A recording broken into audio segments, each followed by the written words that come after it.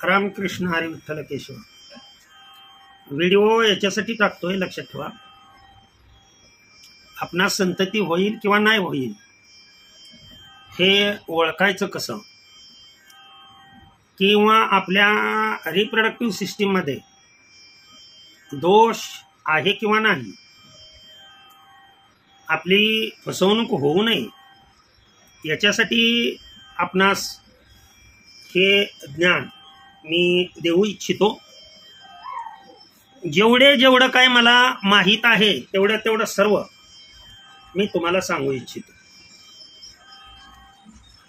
लग्न झाल्यानंतर स्त्रियांनी लक्षात ठेवा, किंवा प्रौढावस्थामध्ये मासिक पाळीच्या वेळेला आपणाला त्रास होत असेल तर हा पुढं भावी काळामध्ये आपणास मूल होणार नाही, किंवा मूल होण्यासाठी खूप काही त्रास सहन करावा लागणार किंवा उपचार करावे लागणार. हा पहिला सिम्पटम झाला, लक्षात ठेवा. त्यानंतर दुसरा सिम्पटम, मासिक पाळीच्या वेळेला अतिशय कमी प्रमाणात किंवा अतिशय जास्त प्रमाणात जर आपणाला ब्लड फ्लो होत असेल,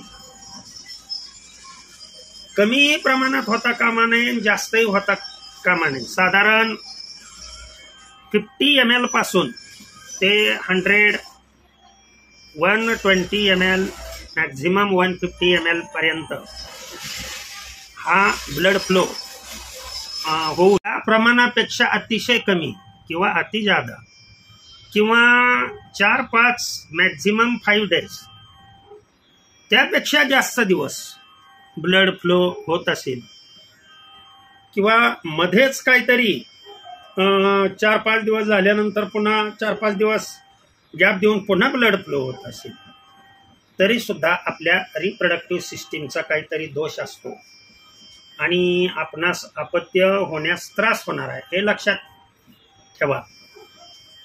बरं, वेळीच उपचार जर या सर्वावरती केले, त्यातल्या त्यात आयुर्वेदिक उपचार, ॲलोपॅथीमध्ये भरपूर उपचार आहेत, परंतु तेवढ्या पुरता गुण येतो. काही ना कायमस्वरूपी ही गुण येतो, परंतु आयुर्वेदाचं असं आहे की स्लो बट फिक्स, त्याचा रिझल्ट जो आहे तो तुम्हाला नेहमी सक्सीडच मिळणार. स्लो असतो हा. त्यानंतर पुढचं सिम्पटम आहे का, आता हे सिम्पटम कारण याची अनेक असू शकतात. हे सिम्पटम जनरली मान दुखणे किंवा खांदे दुखणे, हे लक्षात ठेवा सर. किंवा एकत्रित आल्यानंतर स्त्रीला चक्कर येणे, फिरल्यासारखं वाटणे, अशी अवस्था जेव्हा दोघेजण पती पत्नी एकत्रित येतात त्यावेळेला चक्कर येते किंवा त्रास होतो, किंवा तो कार्यक्रम संपल्यानंतर मान पाठ भरून येते. वास्तविक पाहता हे मोकळं होणं आवश्यक आहे. मान पाठ जी दुखते ते पूर्णपणे रिलॅक्समध्ये झालं पाहिजे आहे, ही क्रिया झाल्यानंतर, म्हणजे एकत्रित आल्यानंतर. परंतु तसं न होता उलट क्रिया होत असेल, म्हणजे मान दुखणे, पाठ दुखणे, खांदे दुखणे, आणि सर्वात महत्वाची गोष्ट कोणती आहे का, अतिशय महत्वाचं लक्षण आहे. कधीही तुम्ही मांडीचा जो भाग आहे, आतल्या भागाला, गुडघ्याच्या आणि पेल्विक कॅव्हिटीच्या मधल्या, मांडीच्या आतल्या बाजूला दोन्हीकडच्या दाबल्यानंतर जर दुखत असेल तर लक्षात ठेवा आपली डिंब नलिका, त्याच्यामध्ये मांस वाढलेला असेल, किंवा इस्थमसचा पार्ट, अँपोलाचा पार्ट, किंवा फिम्ब्रिया पार्ट, त्याचं ओपनिंग जे उच्टियम आहे याच्यावरती पडदा येणं किंवा जाळी तयार होणं, म्हणजे डिंब नलिका जी आहे तिचं फंक्शन पूर्णपणे बिघडणं. किंबहुना एंडोमेट्रॉयसिस लक्षात ठेवा, म्हणजे फायब्रोसिस म्हणतात त्याला. युटेरसचा आतला जो एंडोमेट्रियम हा जो पार्ट आहे लक्षात ठेवा, एंडोमेट्रियम मायोमेट्रियम असे म्हणजे स्तर आहेत, लेयर आहेत, त्यातलं एंडोमेट्रियम, त्याच्यामध्ये जर काय बिघाड असेल तर ही लक्षणं स्त्रीमध्ये दिसतात. आणि अशा वेळेला अशा स्त्रीला गर्भधारणा होणं हे जरा अवघड स्थिती येते.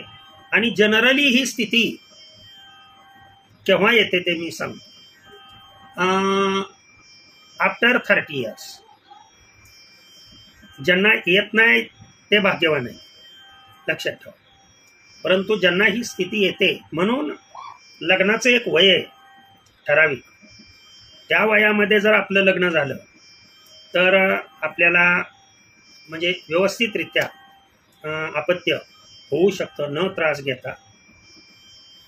मग असे अनेक ची लक्षणं आहेत. पीसीओडी असेल, पीसीओएस असेल किंवा डिंबनलिका बंद असेल, त्या सर्वांची कारणं ही असू शकतात. जी स्त्रीमध्ये कारणं सांगितली तशीच पुरुषामध्ये सेम कारणं जर असतील लक्षात ठेवा. पुरुषामध्येही ही अवस्था होते. मग वीर्याची कमतरता किंवा वीर्यामध्ये, तुम्हाला ही माहिती कोणच सांगू शकत नाही, याचा अर्थ मी शहाणा आहे असं नाही. भगवंतानी दिलेलं ज्ञान तुमच्यापर्यंत आणून पोच करण्याचं माझं काम आहे. आणि सेम डिसऑर्डर म्हणजे दोष हे पुरुषामध्ये जर दिसत असले, खूप थकवा येणं, एकत्रित आल्यानंतर पुन्हा उत्साह न राहणं किंवा सांधेदुखीचा त्रास होणं, हे सर्व सिम्पटम्स आपल्या सिमेनमध्ये मोटाईल स्पर्म कमी असलेल्याचं लक्षण आहे. परंतु याच्यावरती उपचार आहेत लक्षात ठेवा. आपण असे उपचार करून अनेक कुटुंब सुखी केलेले, मी केलेले आहे म्हणजे मी निमित्त आहे लक्षात ठेवा. फक्त निमित्त. हे जे सगळं कार्य घडून येत आहे त्याला केवळ आणि केवळ भगवंताची कृपा, एक अदृश्य शक्ती की जी मोफत सर्वांना सांगतो. कोणती औषधं घ्यायची, काय करायचं, कोणत्या वेळेला काय करायचं, नवे नवे मुलगा केव्हा होतो, मुलगी केव्हा होते, याची माहिती सुद्धा लक्षात ठेवा. आपण सर्वांना भेटी अंती देत असतो आणि भेटायलाच यायला पाहिजे असं काही नाही, कारण पूर्णपणे माझं शेड्यूल्ड एंगेज असतं. ज्यांना भेटायचं आहे त्यांनी फोन नंबर कुठल्या ना कुठल्या व्हिडिओमध्ये पाहून कॉल करून येईल. कारण माझे जेई नीटचे कोचिंग क्लासेस असतात लक्षात ठेवा, 11वी 10वी 11वी 12वी, त्याच्यामुळं मला वेळ फार कमी असतो. तरी मी गोरगरीब जे आहेत लोक त्यांच्यासाठी तुमचा आजार कोणताही असू दे, ते आयुर्वेदिक औषधाने भगवंतानी दिलेली ती विश्वास हा महत्वाचा आहे. तो नसेल तर त्यांनी अशा लोकांनी व्हिडिओही पाहू नये, कमेंट्सही करू नये. अशा लोकांनी माझे व्हिडिओ स्किप करावेत आणि पुढे जावे. अगदी सहज मी सांगतोय आणि प्रेमाने सांगतोय, कुणावरती नाराज होत नाही. शेवटी कमेंट्स तुम्ही काय करता काय नाही याच्याशी मला देणं घेणं नाही लक्षात ठेवा. परंतु हे जनरल जे ज्ञान आहे ते भगवंताचं आहे, त्यांच्या चरणी अर्पण करतो आणि सेवेला पूर्ण विराम. पुंडलिक वरदार विठ्ठल श्री ज्ञानदेव तुकाराम, पंढरीनाथ भगवान की जय. अवधूत चिंतन श्री गुरुदेव दत्त, श्री स्वामी समर्थ योगीराज हरिहर महाराज की जय. विठ्ठला विठ्ठला विठ्ठला विठ्ठला विठ्ठला विठ्ठला.